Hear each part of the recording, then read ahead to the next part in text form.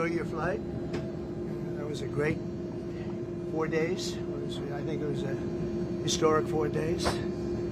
The jobs and money coming into our country is there's never been anything like it. You see that, and the companies are American-based companies. They're doing work that wouldn't have been available to them, except for November 5th. November 5th was a big day for our country. So I just want to thank you. You have great stamina also. We all have stamina because you needed it. That was a test. I think they were giving us a test.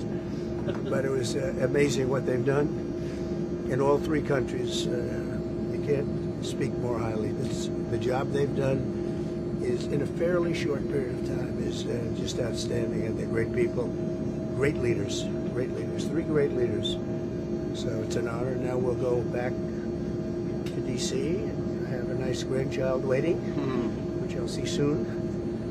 But this was a fantastic moment for our country. I really believe that. Everyone's talking about it. And the respect shown to our country was incredible. Because nobody's treated like that. Nobody's treated well like that. So thank you all very much. Thank you very much. Mr. President, you arrived here with a big victory. Nice to see you. Thanks for bringing us. You arrived here with a big victory, getting Idan Alexander out, working directly with Hamas, the last remaining American. Do you think the Israelis and Bibi Netanyahu can get his hostages out? I don't know. We're going to find out pretty soon. We're going to know pretty soon. They're not in good shape, as you know, and different places. You know, it's not one place. It's different places. Some of them are in better shape than others. A little bit depends on the place where they are. But we'll be working with them to get them out. The Israelis didn't want the U.S. to be recognizing the new Syrian government. Is there a message that... I don't know. I didn't ask them about that. I thought it was the right thing to do. I've been given a lot of credit for doing it. Look, we want Syria to succeed. It's been a mess for 10 years and much longer than that. It would not have been... These were very biting. You know, when you look at the sanctions, these were really brutal. And they would have, I would say, zero chance of success. And this way they have a chance. Their leader's a strong person, but young and a lot of energy and wants to do a good job. Mr. President, the IDF was planning to send in tens of thousands of more troops and expand the war in Gaza, especially if there wasn't a ceasefire while you were here.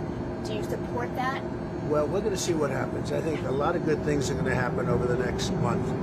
And we're going to see.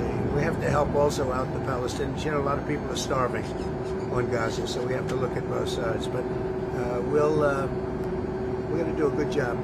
We're very happy with what happened with, I hope it continues, and I think it will, but what happens with India and Pakistan, that was a big success. If you would have seen the level of anger between the two, that was not a good thing, yes. A senior Hamas leader said that they might be willing to give up power, an Egyptian proposal, in order to bring peace. Is that a step that you we're going to look at everything, but we want to get the hostages back. I've gotten them, you know, big majority back, but we want to get the hostages back. So we'll see how that works out, okay? Mr. President, are you planning to call Vladimir Putin? How do you think you can get those talks on track? We have to meet.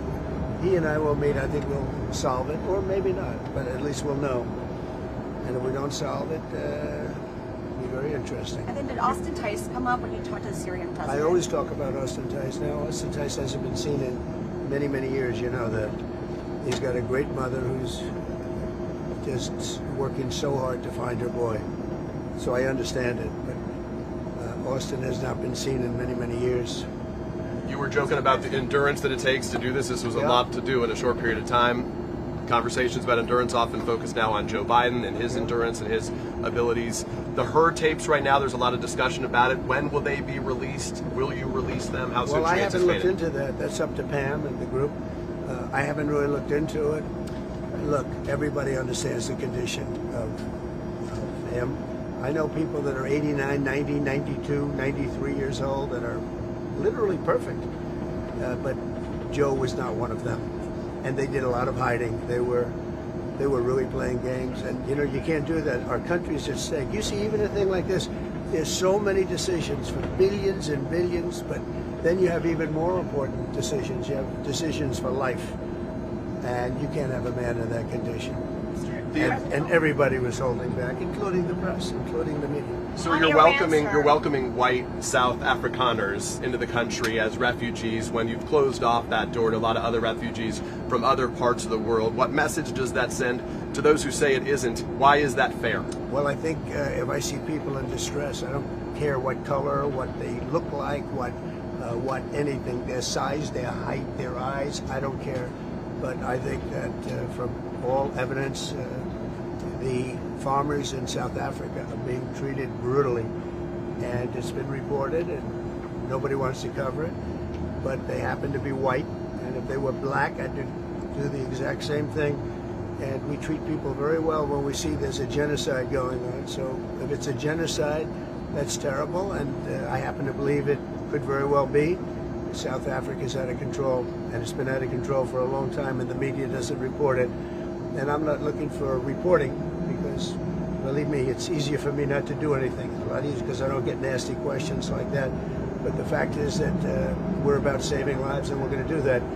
So we've made a home, and we'll make a home for other people that are treated badly, no matter what their color. Will you go to the G20? Will you go to the G20 there? I'm not sure. Not sure. I'm really not On sure. Iran, has the U.S. given them a formal proposal? Has Steve Witkoff handed that over? Yeah, they have a proposal, but more importantly, they know they have to move quickly. Something bad's going to happen. Thank you very much. How's Tiffany doing? She's well. Good. Everybody's good. Thank you, Mr. President. Congratulations. Congratulations on your grandson.